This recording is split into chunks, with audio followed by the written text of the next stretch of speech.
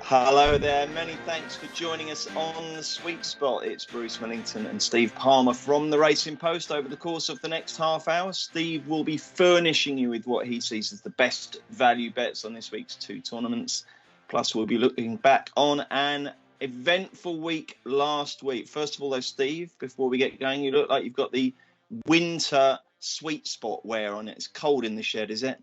Yeah, the temperature's dipped, hasn't it, the last few days? I still haven't put the heating on in the shed, so just wrapping up. I don't want to let Putin win. I know he's expecting our resolve to weaken, isn't he, over the winter as we're desperate for gas, but I'm not gonna let that happen.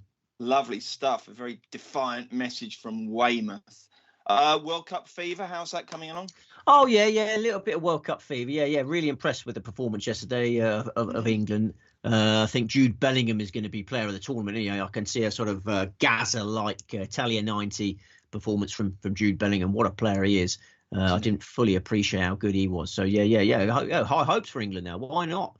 Brilliant stuff. OK, well, let's get back to the golf because I say it was a really exciting final round. It looked like it was going to be one of the epic final rounds of the DP World Tour Championship over in Dubai. But I mean, if you wanted an exciting morning on Sunday morning, unfortunately, Jon Rahm put paid to that. If you backed him, you were quite happy. It just didn't quite develop into the cliffhanger we hoped. No. And Jon Rahm would admit he got away with some really wild driving, all weekend. And a very unruly big dog. But, it didn't matter because his iron play and his putting was so good. So, he always kept a nice little buffer there, didn't he?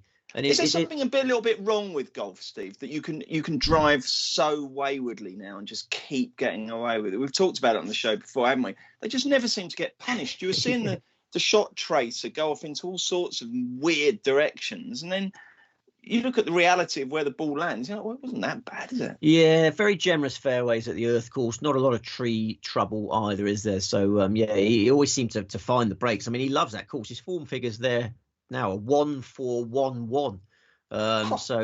He obviously licks his lips when he goes there. He was very downbeat after the CJ Cup. But he had those 3 weeks off, obviously did him the world of good. And he came back with a bit of spunk. And don't dare tell him it was a bad year. He tore a strip off Barty afterwards, didn't he? He said, no, it's been a good year. 3 wins in 3 different continents. But I guess the point that the reason people are saying it wasn't the greatest of year, A, it took him a long time to start winning. And B, for a player of that talent, he probably still did marginally underachieve this year, didn't he, when it really mattered? Yeah, he gets very agitated with what anyone says about him. He really has got a thin skin in that regard. I mean, he won 2 very low-grade events, didn't he? Mexico Open, Spanish Open. Last week was the first time he'd beaten an elite field all year. So, by his standards, it was a poor year. And, I don't know why he reared up at poor old Barty there. No, absolutely. Also, he got slightly lucky on 18, didn't he? Hoiked his tee shot left. And the second shot cleared the water by inches. That could have made it quite interesting. Yeah. He did put a little bit of interest in it late doors. But, he'd go off for his Christmas holidays. He's back for the Hero World Challenge. Rory McIlroy is not playing in the Hero World Challenge. He's playing in The Match. Have you seen The Match? I haven't seen The Match, no. Rory McIlroy and Tiger Woods playing, Justin Thomas and Jordan Spieth. That's I think that's like a week before the Hero or a week after, I'm not sure. But we'll see Rahm again in the Hero. I mean, McIlroy very slow out the gates, wasn't he, last week? Very disappointing start. He was like a greyhound that flopped out the traps. He was only 1 under par for his first 33 holes, and then finished the event 16 under. So he started galloping too late, unfortunately. He was letting go of the club a lot. There's a lot of one-handed follow-throughs on Sunday. Yeah. Well, he was hooking a lot of drives in round 1. Missed a tiddler for par at 16. So, I was really disappointed with the opening 2 rounds. And then he got going too late. But, I mean, Race to Dubai champion and FedEx Cup champion. The first time he's done that, and he's won both in the same year. So, he'll be happy with his lot. I'll tell you what was very irksome on Sunday, Steve. This Sky on-screen leaderboard. Normally it says position, player, score and holes played, but of course they're so desperate to push this Race to Dubai nonsense that no one actually cares about that we had to sit those silly latest positions, which barely changed. Yeah. It was really poor of them. Yeah, you really have to know how many holes the leaders have played. Yeah. I wish you hadn't brought that up because I'm trying to get upbeat. I've had a lot of printer issues this morning, and I've come into this podcast really downbeat, and that's just sent me even further when you've reminded me of that. Because I mean, it's just making me furious. You know, who gives a was monkeys? Ridiculous, wasn't it? We all know it's between McIlroy and Fitzpatrick. Who we don't even care. We had Fitzpatrick to win that bloody thing. And nobody really cares. And you do care. It's essential to it. I'm more wound up by that. Isn't it? Core info. That was driving me mad all day. I must say, Fitzpatrick, that was a pretty tame finish from him, wasn't it? He ran out of gas, didn't he? He was showing signs of it. It's been a long, hard season. I know they only play golf. You always get upset when I say a long, hard season. No. I'm prepared to accept that now because I think I can't remember who it was, but I read a piece with one of the top golfers just saying how attritional golf is, and it's not so much the actual playing golf, but it's the travel and just the task of doing that all the time in practice and in competition, and it does take its toll. So I can cut them a bit of slack on that. I think the travelling would be the thing that get you down the most. Hotels and all that. Yeah. I mean, we swap places with them in a heartbeat, but you have to accept that mental fatigue is an issue in golf. And I think, Fitzpatrick had just run out of steam at the end of a long season there. But I wasn't sure it was a breakthrough year as such for Fitzpatrick. Paul McGilling describes it as a breakthrough year. I think that's more of a kind of a player you've never really heard of who suddenly elevates to the top tier. I know he won his major, but I'm not going to let that wind me up. You keep dropping bombs there that wind me up. I wound up.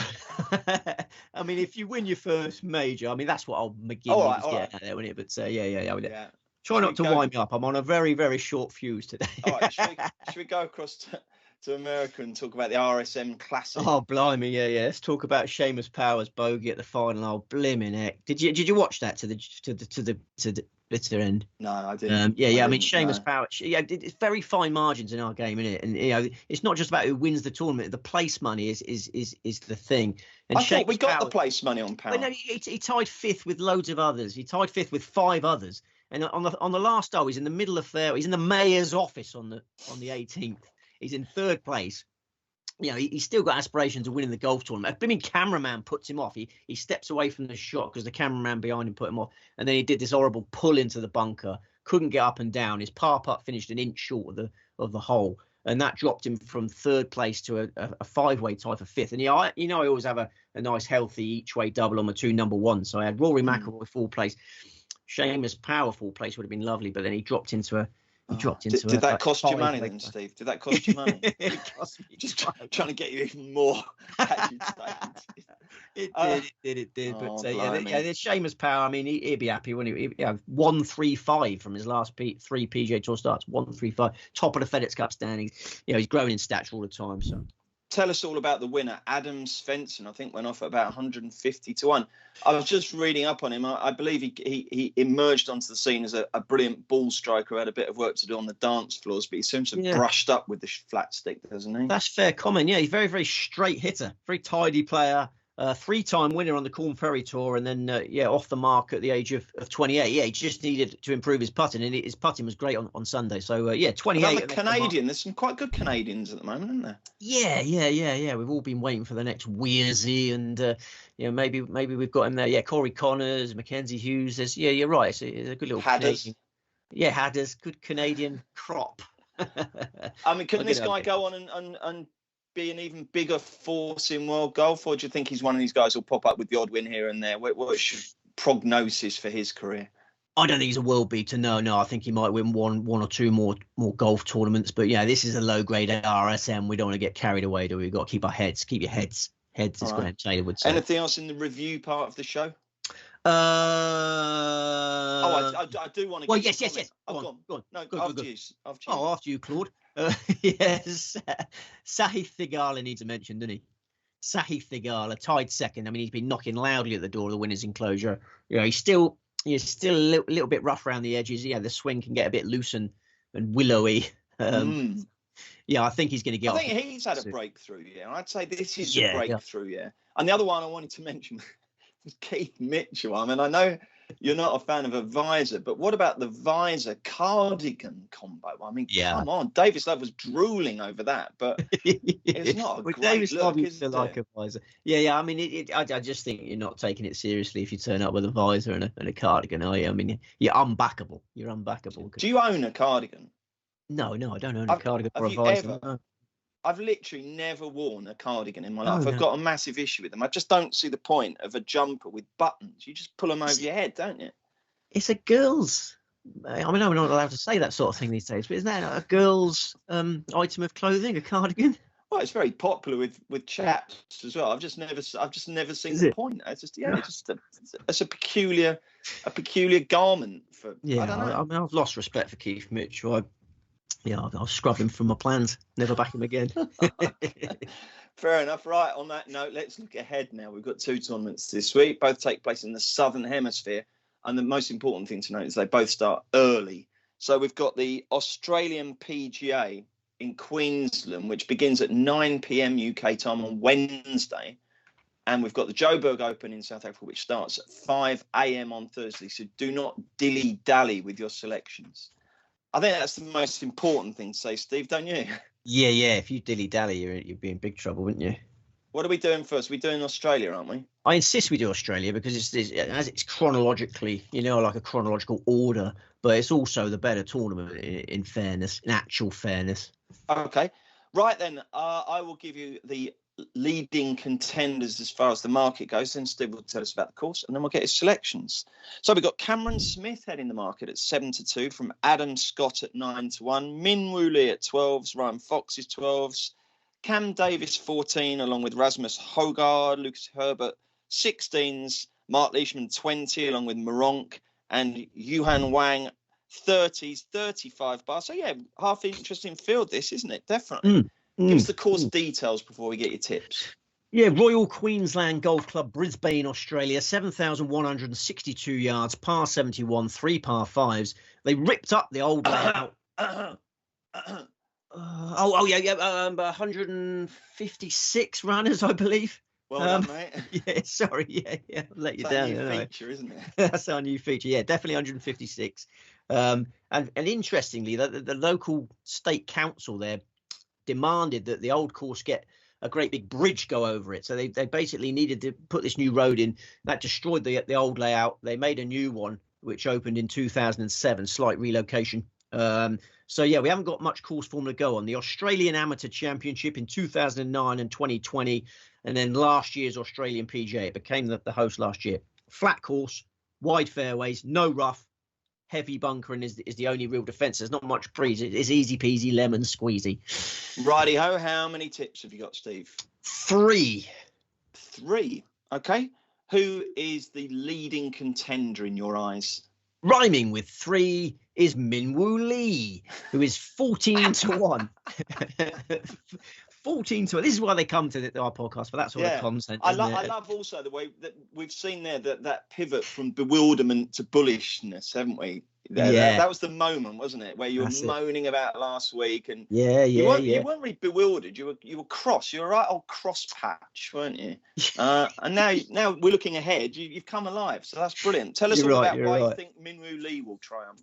Min Woo Lee, we were on him last week, of course. He didn't do enough for a return, but 12th place in a high-class DP World Tour Championship was another rock-solid effort from a 24-year-old who continues to improve. He's a 2-time DP World Tour champion. His form figures from his last 4 starts on the DP World Tour, 3, 3, 8, 12.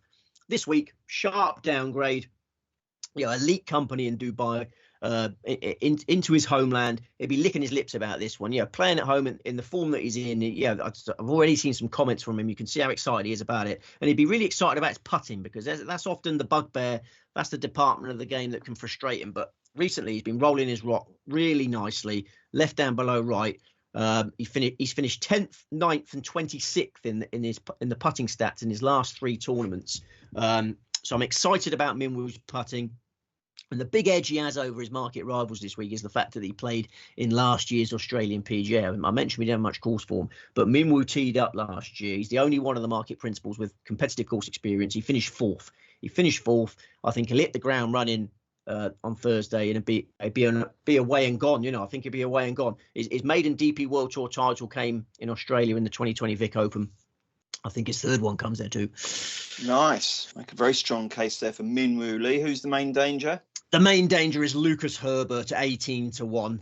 Who's one of the best putters in the world. He topped the PGA Tour putting stats last season. Yeah, I'm excited about Minwoo's little streak of putting form here, but with Herbert, you've almost got a cast iron guarantee of flat stick brilliance, and you'll need to take your chances this week. Yeah, this is a straightforward test. It's a short, easy layout by modern standards. Jed Morgan reached 22 under par on it last year.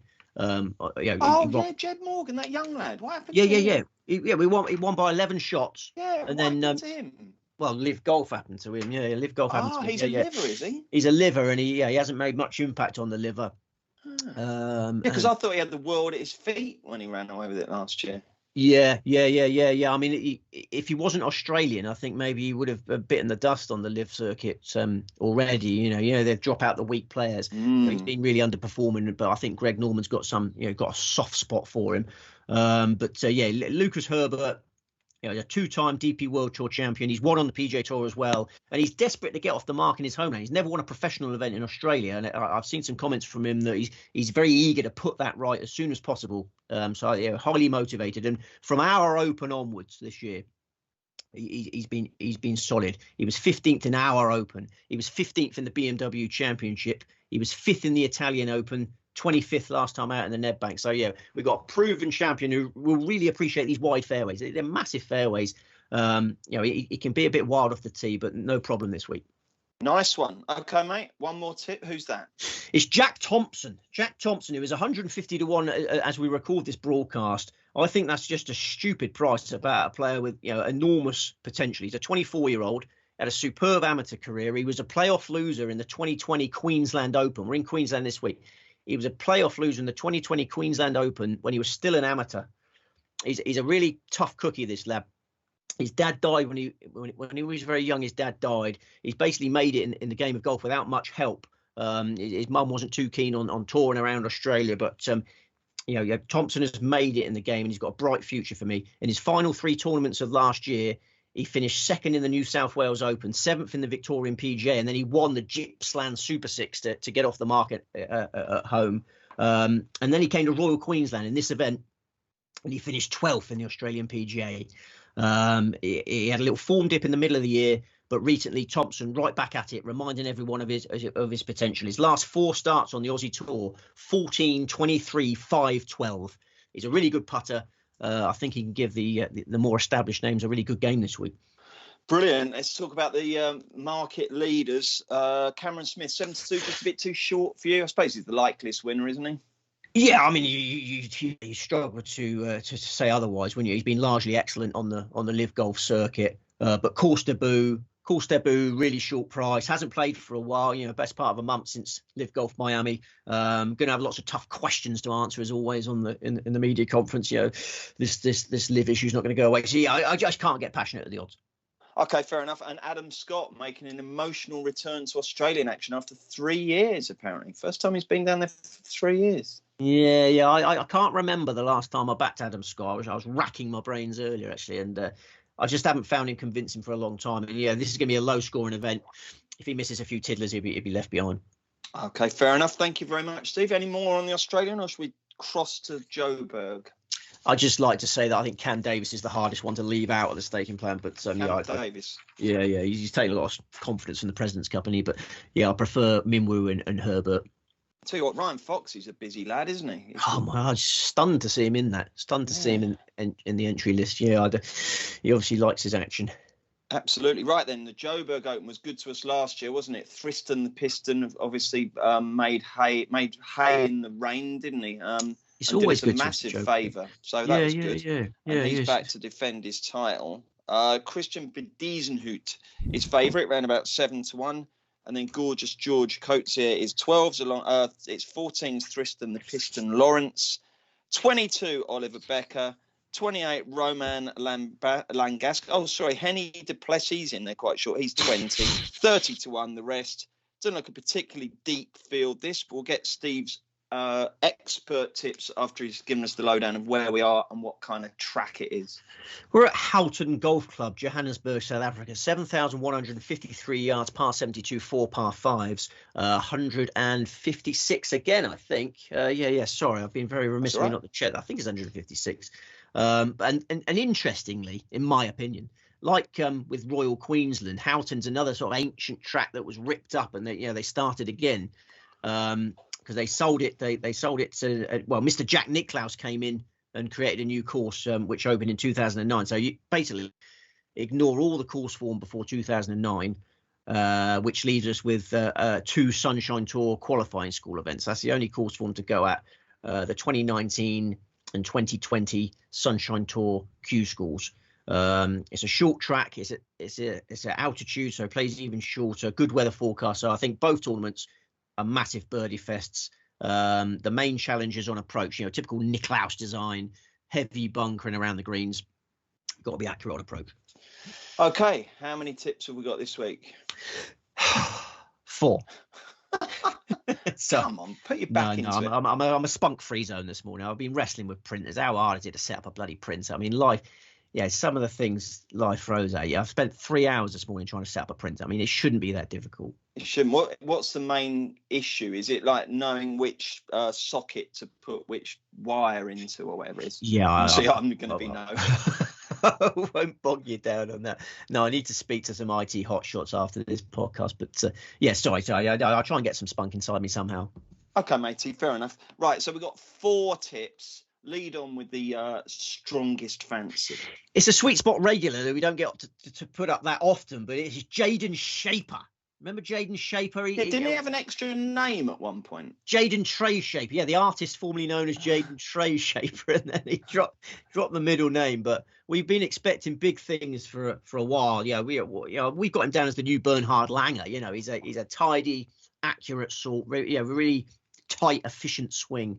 But as with a lot of these all these promising youngsters, they need to play well at the right times, don't they, to progress their careers. And Shaper hasn't managed to get off of the Sunshine Tour yet. But I think he'll know this is a massive opportunity to do so. He was the best junior golfer in South Africa. He was the #1 amateur in South Africa. He finished 6th. You might remember this. Here we go. We're going to tap into the brain box. We love Jaden Shaper. He finished 6th in the South African Open at the start of 2020 when he was still an amateur. He's 18 years of age. I mean, not since Ernie Els as an amateur, a South African amateur, come onto the scene, and made such an early impact. That was a hugely impressive display. And then when he turned pro, he became a leaderboard regular on the Sunshine Tour. He was 18th in the 2020 Joburg Open. Then he was 2nd. You probably remember this one. I think you remember stop, this one. Please stop. I'm banning this. You must remember thing. It's just tormenting me. How can I remember these things? Your job is to watch golf, immerse yourself in golf, learn everything about every. I've got so many other things going on. I can't, Steve. Honestly, please. It just makes me feel so inadequate. No. Let's see. Let's see. The 2020 Alfred Dunhill Championship. We were on Jaden Trey Shaper at enormous prices. I don't know how much you had on, but we had potential for a wonderful time. I think it's 70-1 we got on Jaden Trey Shaper, and he carded a Sunday 75 to finish 2nd. I mean, he had the tournament at his mercy. He carded a Sunday 75. So I should remember that. I should remember it, but I can't. I still wake up at night sometimes going, Jaden. Just let it slip. 75 could have transformed his career. So 2 years later, here we are waiting for Jaden Trey Shaper to take off. And I think there's every chance because the second half of last year he was really solid. The second half of this year he's been really solid. His form figures from his last 6 Sunshine Tour events: 9, 6, 2, 4, 17, 10, and crucially, he's one of very few players in this field with positive course experience. Jaden Trey Shaper finished 10th in the 2020 Sunshine Tour Q score at this course to get his Sunshine Tour playing right. So, I think he might secure his DP World Tour card on Sunday. Nice. What price is he? 45-1 as we live and breathe. Jolly good. Jaden Shaper is the headline selection. Who's the number 2 tip? It is Oliver Hunderbull at 100-1. Oliver Hunderbull. How do you spell that? Hundeboll. Oliver Hundeball. Hundeball. It sounds like a new sport, doesn't it? Hundeball. Hundeball, Sort of a yeah. Scandinavian sport, maybe involving ice or something. Oh, wow. He sounds Yeah. interesting. Tell Well, us all about him. A Danish dude. I can't describe him any other ways. A Danish dude. Danish golf, obviously in a great place at the moment. The Hogarth brothers leading the way. Hundeball is another youngster with great potential. He won on the Nordic Golf League in 2019. Then in March, he won on the Challenge Tour. And that win came in South Africa in the Mangoon Open. Then he won. What did that get? Don't ask me to remember that. So he liked his trip to South Africa there. Then in April, he was fourth in another Challenge Tour event in South Africa, the Limpopo Championship. So he likes playing in South Africa. And there's something about the Danes in South Africa. Anders Hansen and JB Hansen have both won the Joburg Open. Morten Oram Madsen, you'll probably remember, won the South African Open not that long ago. I think Hundeball is going to follow in the footsteps of Danes doing well in South Africa. He was a playoff loser on the Challenge Tour in Italy in July. Then he got his chance on the DP World Tour. This is where he came into the view of DP World Tour fans in the Hero Open at the end of July. He played absolutely brilliantly in that. 4 rounds in the 60s for 5th place. Put himself on the map there. Last time out, he was 18th in the Challenge Tour Grand Final. And unlike many in this field, I think this is an important point to make because we're hoping Jaden Shaper can hold it together with that big chance to get a DP World Tour card. A lot of players in this field know that victory will transform their careers. Oliver Hundeball already got a DP World Tour card in his pocket. He can be cool as a cucumber if he gets in contention. Interesting. Lovely. Okay, that's a new name on me. Right, who have we got as our third tip, Steve?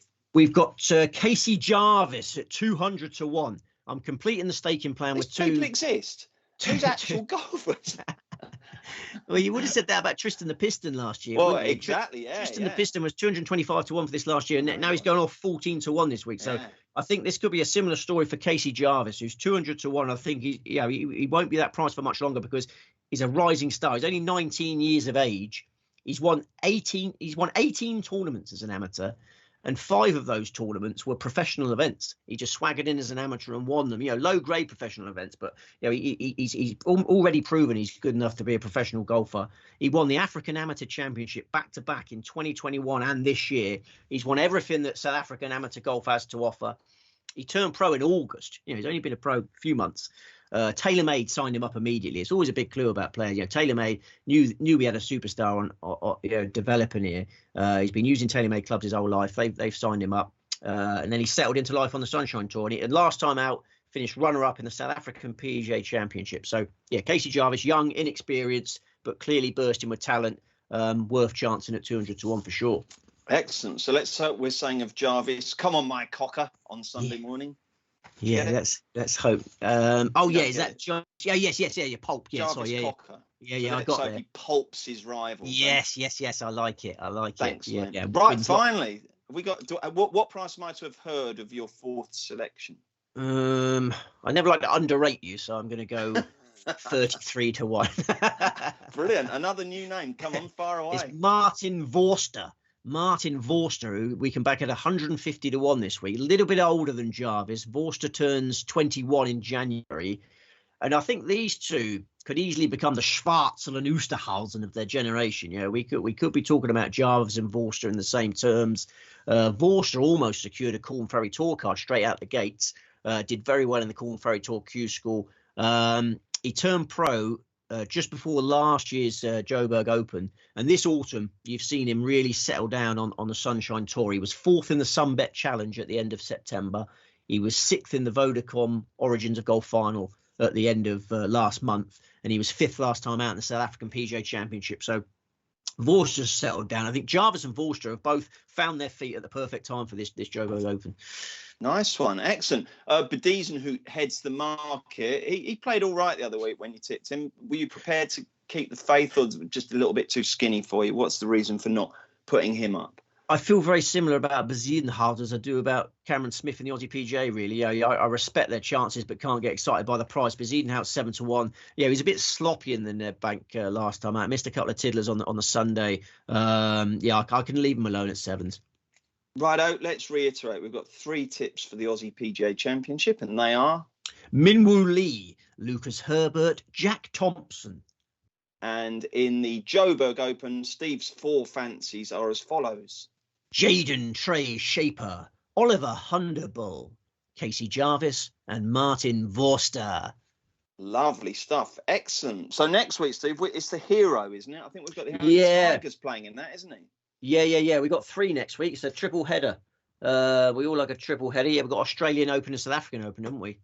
The hero. I love the way, in typical Ewan Murray fashion, that there's a caption coming up previewing the hero coverage, and he says that starts on the first day of the 12th month. Like, just say December the 1st. It's just because Tiger Woods is playing it, mate. You don't have to go all silly. It's very strange, isn't it? He fascinates me, Ewan Murray. You know, I mean, he is good. He's great. He's a great authoritative commentator, isn't he? And when there's big moments, he always finds the sort of right words. But everything is so sort of, I don't know, solemn and earnest, isn't it? And I don't think you two would get on. If you went out for a drink, I don't think you'd bond that well. I think you're very contrasting characters. Oh, really? Yeah. I think you'd be taking it all very seriously, and you'd be making flippant remarks that you didn't appreciate.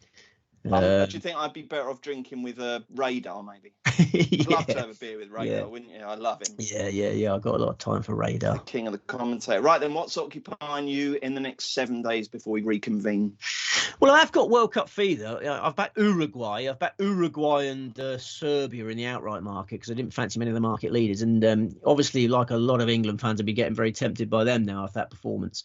It was good, wasn't it? It was really good. I think Jude Bellingham, as I say, is going to be the player of the tournament. If they reopen that market, I'll have a bet on that as well. But I think we tipped him, didn't we? A huge price. James Milton tipped him in the Did he? Supplement. Yeah, he did. Well done, James Milton, because I think that's going to happen. World Cup for me. Mash is hosting a barbecue on Friday night. He's treating it like a summer World Cup, and he's doing an indoor barbecue or an outdoor? No, an outdoor barbecue. I guess he's going to put some lights on or something. I don't know. Shelter or something like a pagoda. He might have I don't know what a pagoda is. Well, like one of those tent things you can get in the garden. Gazebo. A gazebo, not a pagoda. You might have a gazebo. What's a pagoda? Sounds like a type of snake. No, I don't know, but that's ask our commenters what that is. But yeah, you've got to treat it as a summer World Cup if you can. 1 p.m. on a Monday was a really disappointing time for the first match when it's hard to. It suited me, to be honest. I watched all 3 games yesterday and got right into it. Loved it. You had an outright wager, if you don't mind me asking. Yeah, well, I've messed around with a few. I've done Denmark and Uruguay. Oh, Uruguay. I've tried to get a market going on the exchange. So I've laid a lot of teams and backed a few teams. So it's all. I'm against Brazil. I think they're too short. But anyway, we'll see. I'm sure I'll overtrade it as I always do and mess it up massively. But there you go. Now then, just to say before we go, thank you so much as always for your comments at the bottom of these videos. Do let us know who you fancy. Hit that thumbs up if you enjoy the show. Other than that, bet responsibly, enjoy the golf, enjoy the football. Many thanks to Steve. Many thanks to our lovely producer, Will Carey. Many thanks to you for watching. Back next Tuesday with another sweet spot. Oh, go on, Steve. You got something else to say? No, I was just backing up the U by doing pointing. I see. Oh. Yeah. Double U's. It's all about you. Right. Okay. See you later, folks.